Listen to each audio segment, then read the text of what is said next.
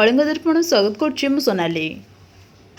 गोकुलधाम रे आध्यात्मिक कार्यक्रम पवित्र कार्तिक मास उपलक्षे शनिवार 26/10/2019 संध्यारे स्थानीय गोकुलधाम परिसर रे आंकुली चिन्मय मिशन ब्रह्मचारी अनुराग चैतन्य गीता मोहन अध्याय आरंभ करी 5टी श्लोक विशद भाव में वर्णना करथिले।